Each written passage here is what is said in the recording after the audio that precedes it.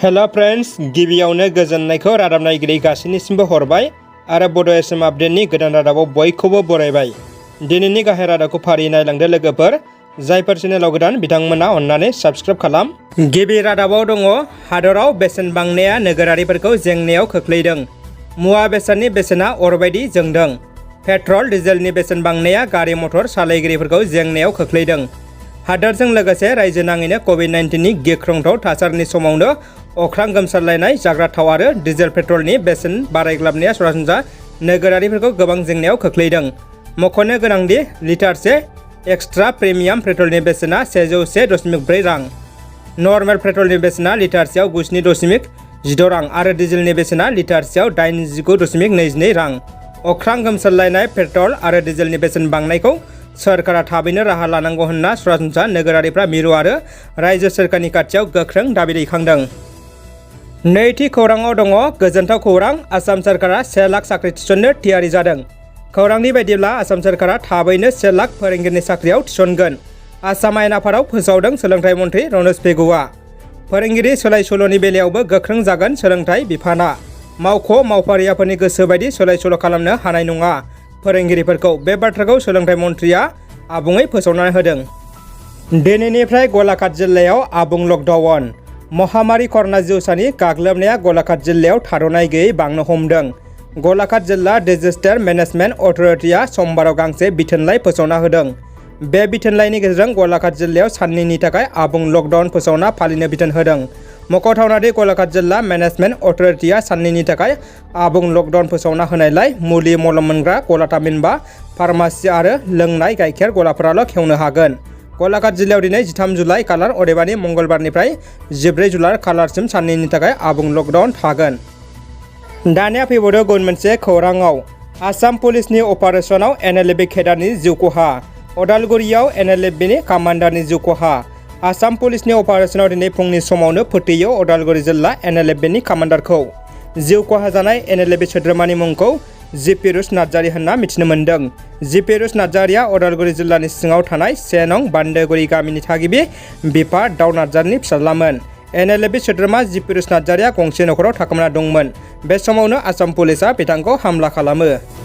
बिटिआरनि गाहाय मावफुं सोद्रोमा प्रमद बर'आ दिनै नैथि ड'ज कर'ना भेक्सिनखौ लाबाय। क'क्राझारनि RNB सिभिल देहा फाहामसालियाव कभिडनि नैथि भेक्सिनखौ बिटिआरनि चिफ मानगोनां प्रमद बर'आ लाबाय। बिटिआरनि चिफ प्रमद बर'आ गाव भेक्सिन लाखांनायनि उनाव बिटिआरनि साफ्रोमबो नोगोरारिफोरखौनो भेक्सिन लानो गुरै खावलायो आरो बिथाङा बुङोदि गावजों लोगोसे गुबुनखौबो रैखाथि होनो नांगौ होननानै। बजालिनि पाठशाला सहरनि साखाथियाव थानाय केन्दुगुरियाव हरखाब अर नांदों। दिनै मंगलबारनि फुंनि समावनो बजालि पाठशाला सहरनि साखाथि केन्दुगुरियाव थानाय गंसे सोरखारि नङै अनुपम कम्पानि फसंथानाव अर खामो। खौरां मोननाय बायदिब्ला गंसे टेंकनिफ्राय अरा नांजेननानै खामलांना गोसारनो हमो होनना मिथिनो मोन्दों। बे समाव अर खोमोरग्रा गारिया जाथायसालियाव थांनानै अरखौ रैखाथि होनो हायो आरो अर खोमोरनाय हाबाफारिया दासिमबो सोलिगासिनो होननानैबो मिथिनो मोननाय जादों। तालिबान फाइटार्सनि सोमावसारनाय। गावसोरखौ गथायनो खावलायसेयावबो सा 22 आफगान कामान्ड'फोरखौ गावथारदों। आफगानिस्तान हादोरनि सिङाव थानाय तालिबान मुंनि रायजोआव आल्लाह आकबरनि मुङाव सोमावसारनाय तालिबान फाइटार्सनि सोद्रोमाफ्रा आफगान कामान्ड'फोरखौ गुलि गावनानै फोथैनाय भिडिअ नुनो मोन्दों। आफगानिस्ताननि रैखाथि बिफान आफगान कामान्ड'फोरा तालिबान फाइटार्सनि साखाथियाव गंग्लायै गावसोरखौ गथायनो खावलायसेयावबो जायगायावनो गुलि गावग्लुंनो हमो। CNN खौरां बिजोंनि रिपर्ट बायदिब्ला तालिबान फाइटार्सनि गुलि गावग्लुंनायाव सा 22 आफगान कामान्ड'फोरनि जिउ खहा जानानै थांदों। आफगान कामान्ड'फोरा तालिबान फाइटार्सनि साखाथियाव गावसोरखौ गथायनो खावलायसेयावबो गुलि गावग्लुंनानै फोथैदों। दानिया फैदो जोबथा खौराङाव। बरसलायाव गं 100 बेडनि मडेल देहा फाहामसालि लुफुंनाया 8 बोसोरनि उनावबो लुफुंजायैनि रायजो राजाफोरा दुखु फोरमायदों।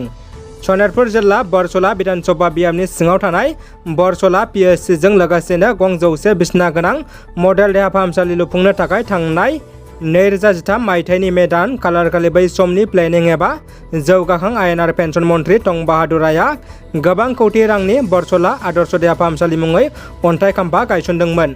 मख'नो गोनांदि 8 बोसोर बारलांनायनि उनावबो नाथाय खेबनै BJPआ देरहानानै गणेश कुमार लेम्बुआ MLA जानानै दासिमबो जेबो राहा लायैयाव रायजो राजाफोरा दुखु फोरमायदों।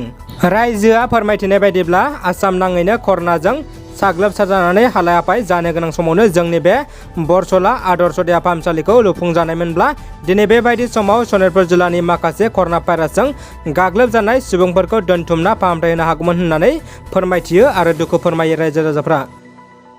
रादाबा एसेनोसै लोगोफोर, भिडिअखौ अननानै लाइक, कमेन्ट आरो शेयार खालाम। लोगोसे नोंथाङा चेनेलाव गोदानब्ला साबस्क्राइब खालामना बेल बुथुमाव थुना अलाव होनानै ला, जाहाथे उननि समाव आं गोदान बर' रादाब लाबोयोब्ला नोंथांमोना जों नायनो हानाय बायदि। गोजोन्थों।